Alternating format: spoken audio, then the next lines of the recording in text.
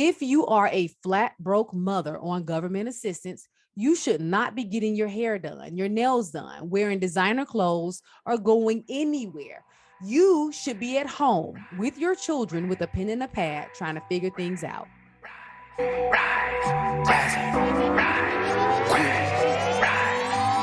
better grab pen and paper. You better grab pen and paper. Turn around and tell your neighbor, yeah, you.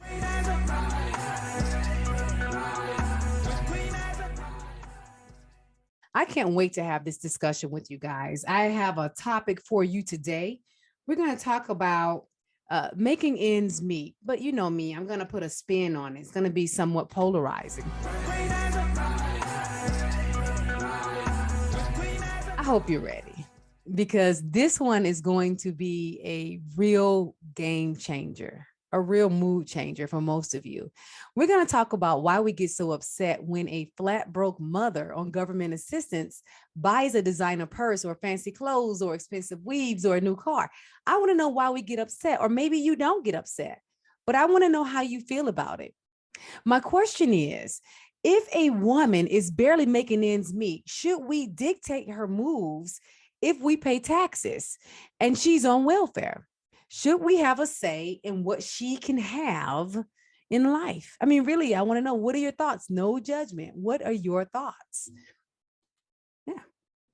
Because, I already know how I feel. So I'm not crowdsourcing for you to change my mind, but I do want to push you towards, how you align with this subject, because it may become one of the messages that you share in the spotlight someday. I am Coach Queen. I help life coaches to pull out their soul's message on stage. Go ahead and like and subscribe. And while you do that, let me give you the backstory on why I am here with you right now. Here's the backstory. So picture this, y'all. I am in the grocery store, and the lady in front of me, she's purchasing some rather pricey lobster tails with her EBT, her food stamp card. And I don't know how this man knows it, but the man behind me, he's making some pretty loud comments about how this lady is abusing his tax dollars, how she's taking advantage of him, how she's wasting his money because this lady has decided to buy some lobsters. So I'm naturally inquisitive. So I asked the man a question. I felt like I was in the conversation because he said it so loud. So, I wasn't trying to start a war or anything, but I'm naturally curious. And I was calm when I asked, are people on government assistance not allowed to have nice things? He didn't say anything. By the way, let me say this. On average, somewhere between 10 and 20 cents a day comes out of most people's wages towards food stamps. So if you made $60K last year, about $60 went into the food stamp program. And I've met, a lot of families who depend on that assistance. So for me, it's not too much to pay. I feel that the fact that there are some people out there abusing the program, I don't feel like that should overshadow the folks who need the program. And I say that mainly because I'm biased. I grew up on welfare. And then when I became a teenage mother, I depended on it as well. Now, no doubt, there are some people out there who feel like if you are a flat broke mother on government assistance, you should not be getting your hair done, your nails done, wearing designer clothes, or going anywhere. You should be at home with your children with a pen and a pad trying to figure things out. Do you agree? All right. So here's my question. Again, do you feel as though we should dictate how they make moves? Now, most of you know that I grew up in Decatur, Georgia, in a house with my grandmother and my mother. My grandmother, she worked all night at the factory, and then my mother will work all day for the state. And even though they both worked very hard, I mean, tirelessly, we still barely had enough money to make ends meet. And even though we got that, that free food box from the church, we got that. We had the food stamps.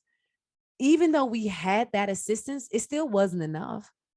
Our water still got turned off sometimes. I remember I got fussed at because I flushed the toilet after I peed. And those of you who've been through it, you know that you don't flush that toilet unless it's number two, right? And sometimes the air would be so thick about how the bills were going to get paid. But baby, when those monthly food stamps came in, I mean, going to the grocery store was like the highlight of our month. Oh, we got real bougie with it. I remember one time my grandmother, she let me buy that spray butter, which many of you might consider to be a luxury item. But boy, was I excited about using that darn spray butter. I mean, I sprayed it on everything. I sprayed it on my potatoes. I sprayed it on my corn. You know, the spray butter. Instead of slicing into the butter and then just, spreading it on your food, I was. But I want to hear your thoughts. So my question is, do you feel like helping single mothers, or do you feel like maybe government assistance encourages a more dependency culture? In other words, if we take away the WIC and the TANF and the insurance programs and the housing, do you feel like we have a shot at somehow eradicating teen pregnancy? Because maybe women will think twice before they give birth. Do we have a chance of maybe creating a society where women thought twice about having babies before they were ready? What do you think? Or would we as single mothers still continue to have the babies, and then would the babies then suffer because there is no assistance? So do you believe then that, I guess we come back around full circle, that maybe the babies do deserve protection after all? Or maybe you believe that the babies, it's okay for them to pay for the decisions that their mothers have made. I don't know. I want you to think about it. And even more so, how do you feel about mothers on welfare purchasing what you might deem to be luxury items when they're on government assistance? I know women on government assistance that get a new car every year come income tax time, but they can't keep up the insurance. So what happens is when the car breaks or when the car gets wrecked, they just go out and buy another one. What are your thoughts on that? What are your thoughts on luxury items? Is a designer purse too much?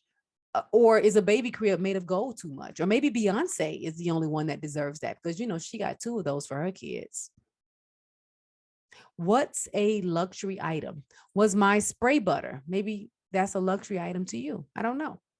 I will tell you that my mind is always on how can I turn something into an asset? And so I don't have an issue with mothers buying nice things for themselves for quite a few reasons. But one, especially in the case of the luxury designer handbags, those have some serious resale value. So I'm like, sis, go ahead and get that designer bag. Go ahead and rock it. And then turn around and turn that into a money seed. Because let me keep it real with you. I remember what it was like when I was on welfare, and spending your money on only necessities, that's freaking depressing. I mean, you don't even have to be a flat broke mother to know that. You could be anyone and understand that working and giving all your money to bills is freaking depressing. And then to top it off, a lot of folks only want these mothers to only buy nutritional food with their money, just bread and salads, I guess. I guess these mothers don't deserve to have anything tasty. I don't know. And now I'm thinking about back then when I was a teenager on food stamps. Back then, the money didn't just download to some debit card magically. No, we had to stand in line and we had to actually go to the office, and then we got that brown Monopoly looking money. And it's not like we exactly went skipping up to the line happy and glee, like, hey, look at me, I can't figure it out. I can't feed my kids. At least for me, I remember that, yeah, it affected my self-worth. And buying nice things from time to time and looking good from time to time was a real uplift. Right or wrong, it just was. And I think it's good for a mother to feel uplifted around their kids. Now, some of you might be thinking, just get a job then. But I will tell you that sometimes the cost of childcare exceeds what a job is willing to pay you. I'm not excusing it. I'm just explaining it. Some of you might say, well, then you need to start holding the father's responsible. I agree. But child support is more than sending money. Sending 200, 400, even $1,000 a week doesn't even begin to cover what it takes to support a child. Fathers are supposed to help a child feel more secure. They're supposed to put in on their growth. So, yes, it takes a hell of a lot more than money. It takes a lot of time and a lot of energy. When I consider the wear and tear on my vehicles, when I consider the wear and tear on my houses, when I consider how many hours of sleep moms miss because a child is sick or has a nightmare, or because their child is a kicker and kicks them throughout the night, or when I consider all the loads of clothes that got to be washed and folded and all the conflicts that has to be resolved.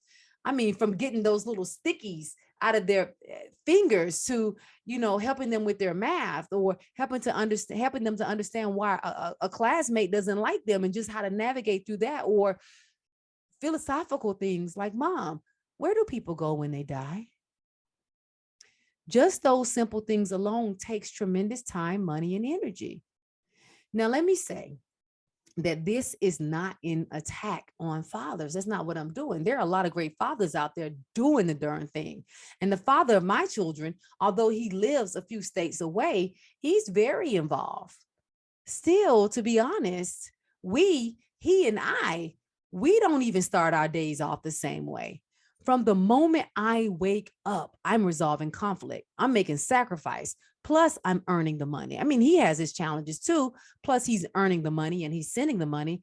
But his house don't rock like my house.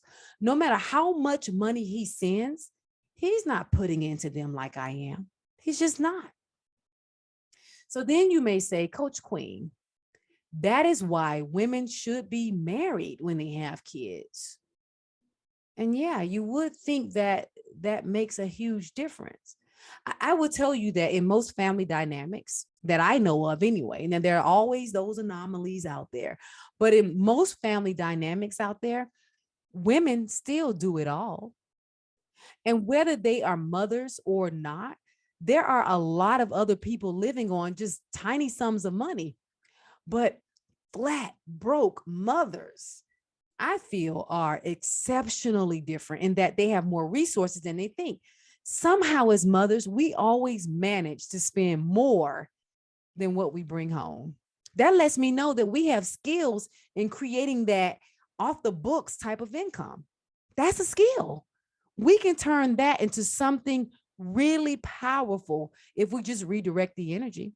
Because with the right strategies and the right mindset, we can change our legacy of wealth for our families forever. Did I say forever? I should have said forever, forever. Now, in the beginning, when we first started, I know I asked some pretty loaded questions. And I asked, if you're barely making ends meet, should you be limited to what you have? And I want you to think about that, because I know some millionaires that are living paycheck to paycheck. So should they be limited as well? I don't know. Maybe it's none of our business. When I began my mission of serving mothers, especially single mothers, I knew it was important for me not to be one-sided in my approach. And when I did that, what I concluded is this: mothers, women, you are some of the most underappreciated experts there is. For example, you do a lot with a little, which means you know how to manage resources. You are excellent negotiators, always getting the best deals. And pressure doesn't make you buckle.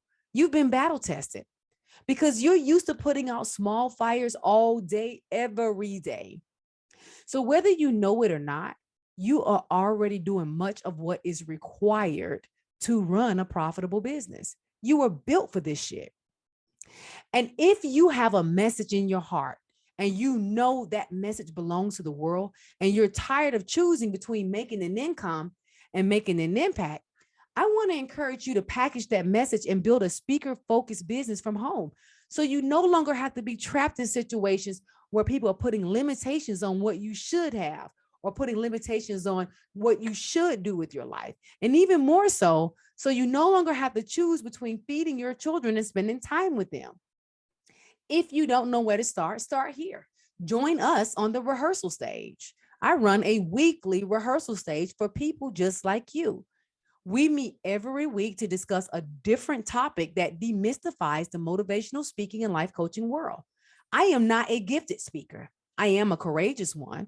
And you don't have to be a gifted speaker either. Just come as you are. Men and women are welcome. Just click the link in the chat. The registration is free. And this is a pitch free zone. You don't have to know what your purpose is to attend. You don't even have to know what your message is to attend. But please, loves, don't come to the rehearsal stage if you're not serious about leveling up. Don't come if you're not serious about taking your life to the next level. This is a community of high vibrational life coaches and aspiring speakers.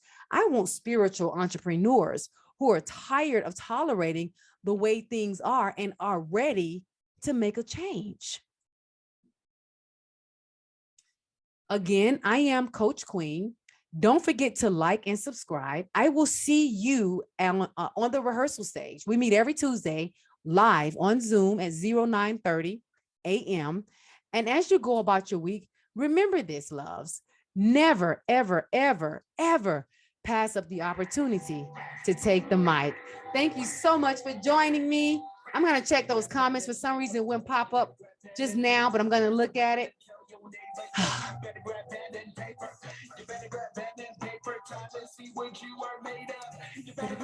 Pen and paper.